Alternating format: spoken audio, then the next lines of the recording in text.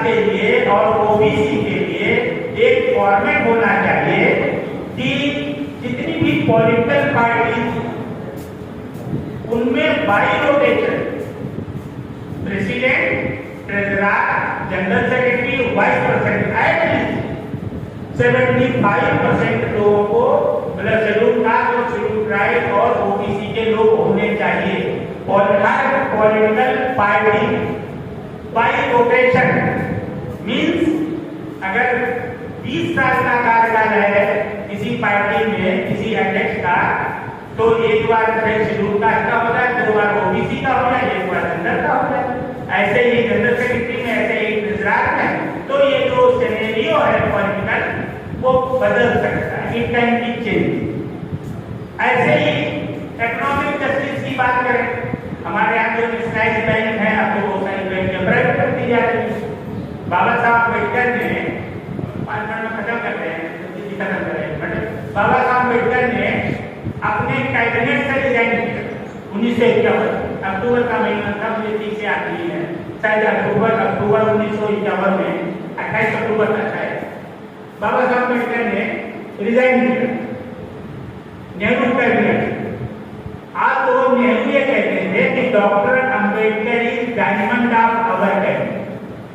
ये कम लोगों को पता होगा कि पंडित जवाहरलाल नेहरू बाबा साहब अम्बेडकर को कितना ऊंचा उनको स्थान देते थे। उम्र में उनके छोटे थे, ये सब लोग 6 साल या 4 साल तक काम की एज में नेहरू जी बड़े थे, लेकिन बाबा साहब को कहते थे doctor Ambedkar diamond of our cabinet.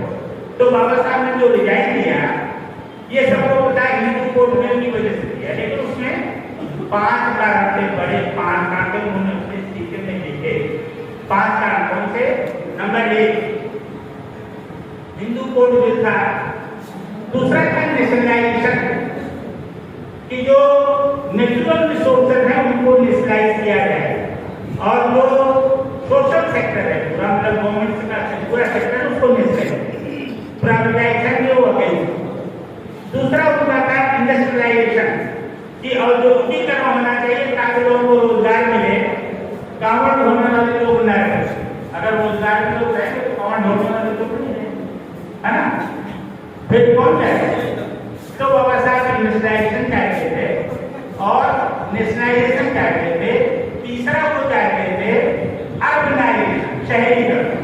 और लेटर ऑन नेहरू की कैबिनेट ने धीरे धीरे लागू किया। उन्होंने हाउसिंग बोर्ड बनाए, डेवलपमेंट अथॉरिटीज बनाई, और इससे बहुत सारे लोगों को बैकवर्ड को तो उसमें रिजर्वेशन नहीं था, लेकिन बिना रिजर्वेशन भी आपको ताजुब होगा कि 11.5% ओबीसी के लोग बैंकों में विदाउट रिजर्वेशन, बैंकों में और नेशनल जो इंश्योरेंस कंपनियां हैं उसमें लोग थे। चलो का भी आदमियों के याद था क्योंकि हम लोग ने करते थे। और चौथा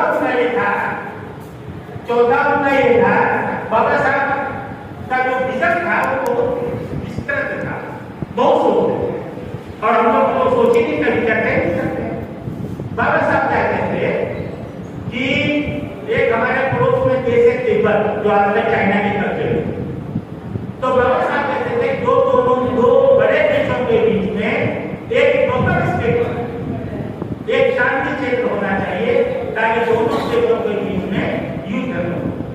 फिर बाबा साहब ने कहा कि अगर तिब्बत स्वतंत्र नहीं हुआ तो वो दूर नहीं जब इंडो और चाइना वार होगा, और ये हुआ। फिर बाबा साहब कहते थे कि तिब्बत को स्वतंत्र रखना क्यों जरूरी? क्या किसी को पता है कि हमारे टोटल बजट का 12% हिस्सा जो तिब्बत बॉर्डर पे था?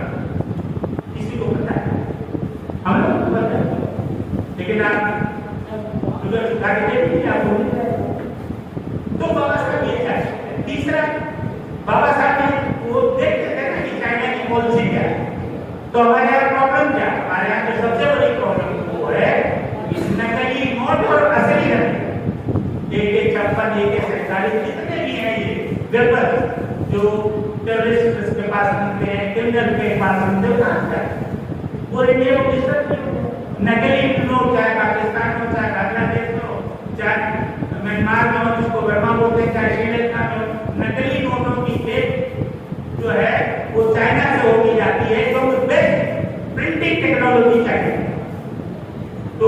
ये सारी चीजें हैं और बड़ा धैर्य रखा आप लोगों ने सुनने के लिए। आप सभी को धन्यवाद।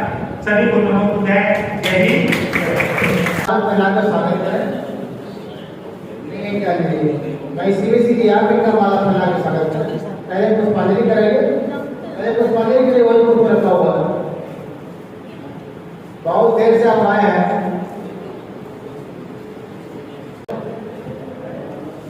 पूना फैक्ट एवं आरक्षण और सेमिनार एवं विचार गोष्ठी, इसके आयोजक बड़े भाई सीपी सिंह जी,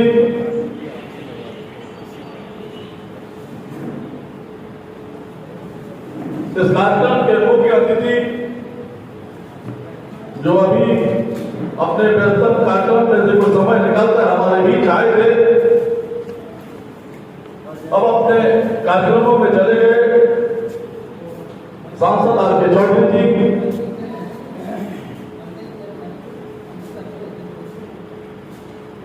श्री राधेश श्याम जी, श्री सोहन लाल जी,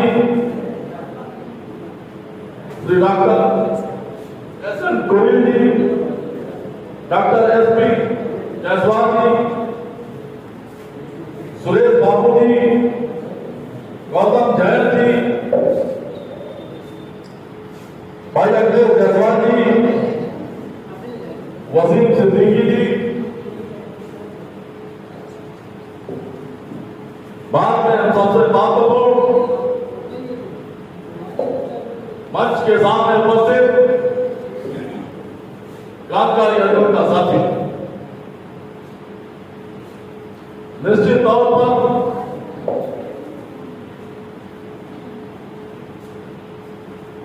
बधाई के पात्र हैं भाई सीपी सिंह जी और उनकी टीम, जो समय समय पर हम अधिवक्ताओं के बीच में रचनात्मक कार्यक्रम लेके आती। इसी कड़ी में आज इस गोष्ठी का जो विषय है पूना फैक्ट, हमारा मानना है इस पर चर्चा लगातार इस देश में होती रहनी चाहिए। निश्चित तौर पर पूना फैक्ट को लेकर हमारे अपने अपने मत हैं। हमारा मानना है कि डॉक्टर अंबेडकर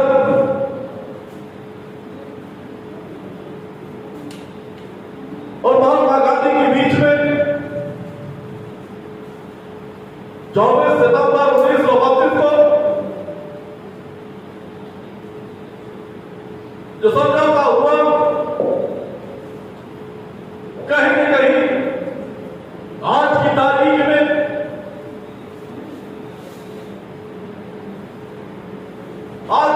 के आरक्षण की बुनियाद थी वो दोनों के विचार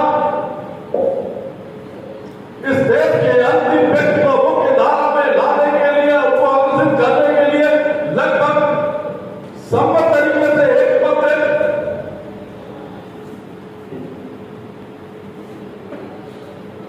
और इस फैक्ट हमारा मानना मेरा व्यक्तिगत मत है, भारतीय समाज में समानता,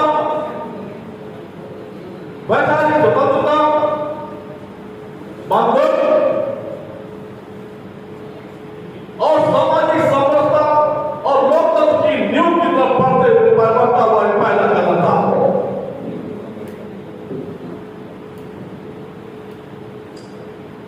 डॉक्टर अंबेडकर हो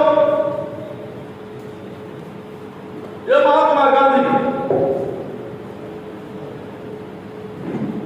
सबने स्वराज की बात की, अंतिम व्यक्ति के स्वरोजगार की बात की, समाज में समानता की बात की, समाज के सशक्तिकरण की बात की, सामाजिक न्याय की बात की, आर्थिक न्याय की बात की,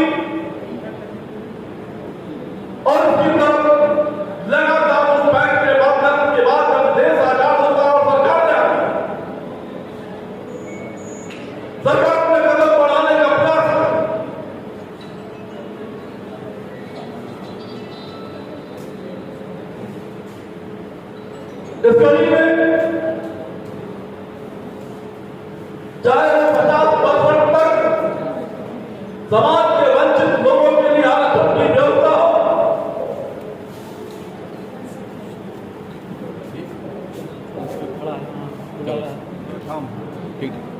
या फिर बैंकों का राष्ट्रीयकरण हो, या फिर आने वाली सरकारों का भूमि अधिग्रहण भी हो,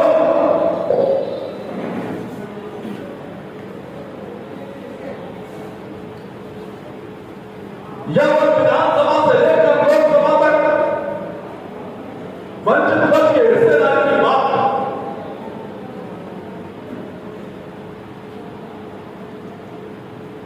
हर स्तर पर इन महान विरोधियों ने अपना काम किया और कोशिश